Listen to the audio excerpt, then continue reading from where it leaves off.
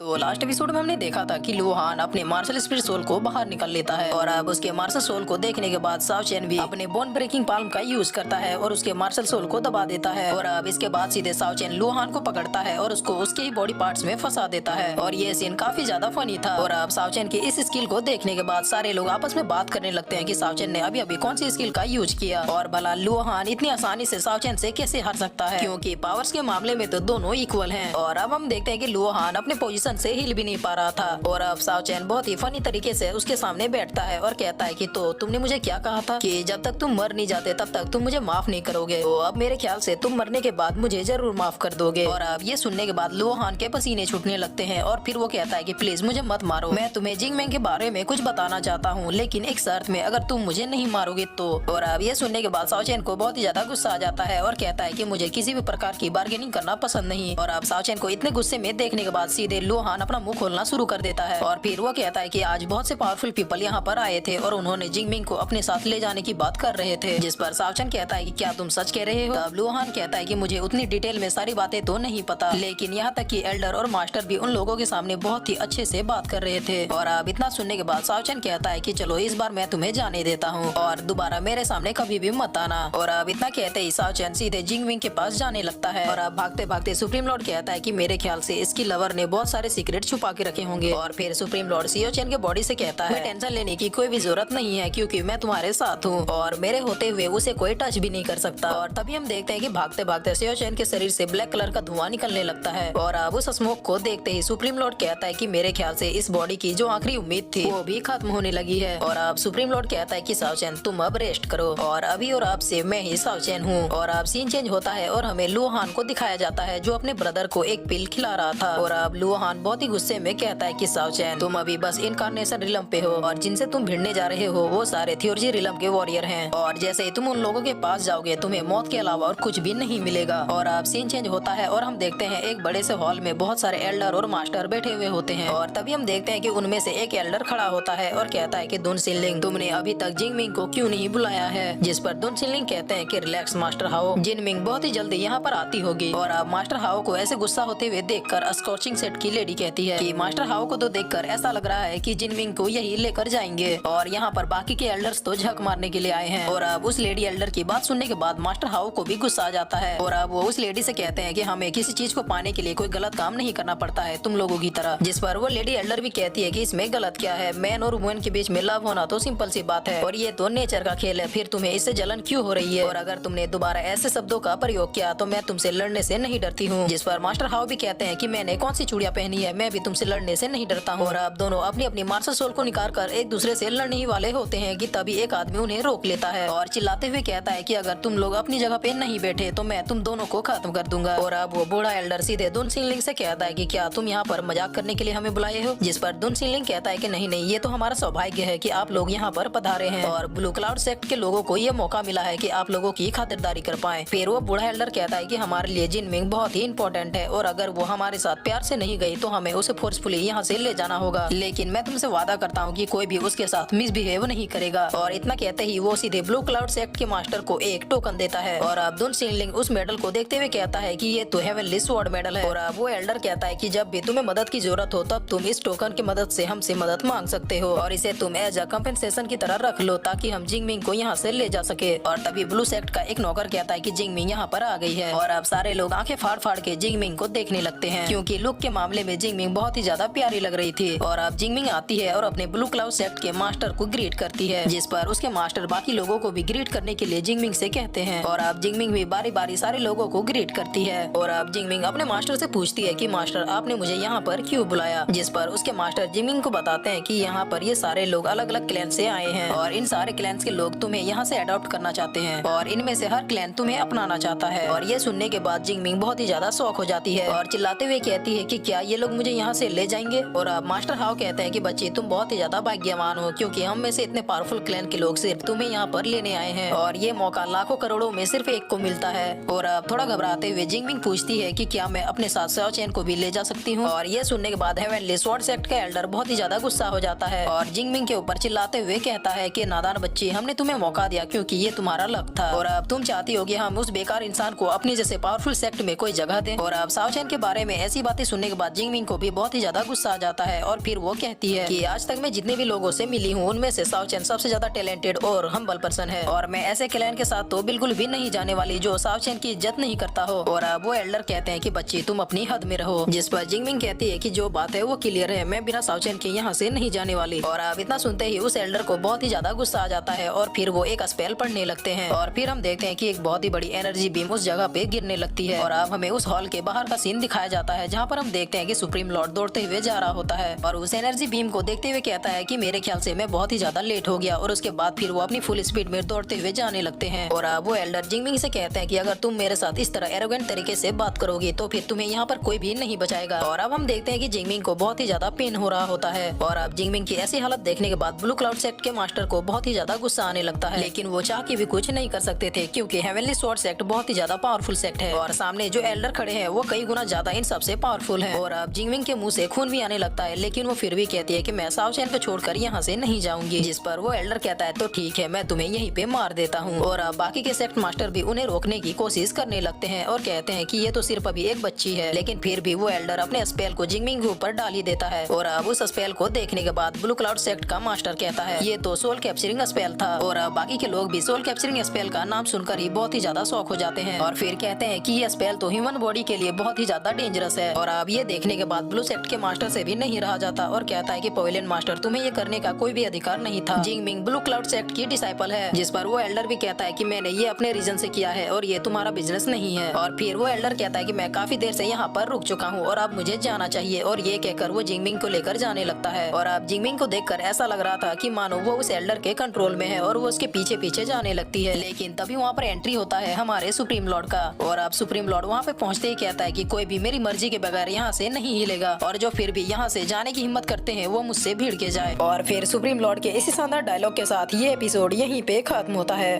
तो गाइस आज जो आप लोगों ने मेरे लिए किया है उसको मैं कभी भी नहीं भूलूंगा और आज मैं अपने आप को बहुत ही ज्यादा खुशनसीब महसूस करता हूँ कि आप लोगों के कमेंट्स पढ़ने के बाद मुझे एकदम से भाइयों वाली फीलिंग, आगे भी आप लोग मुझे ऐसे ही सपोर्ट करते रहेंगे। और बस आप लोग मुझे ऑर्डर करते जाएं कि आप लोगों को कौन सी सीरीज चाहिए, मैं उन सारे सीरीज को एक्सप्लेन कर दूंगा।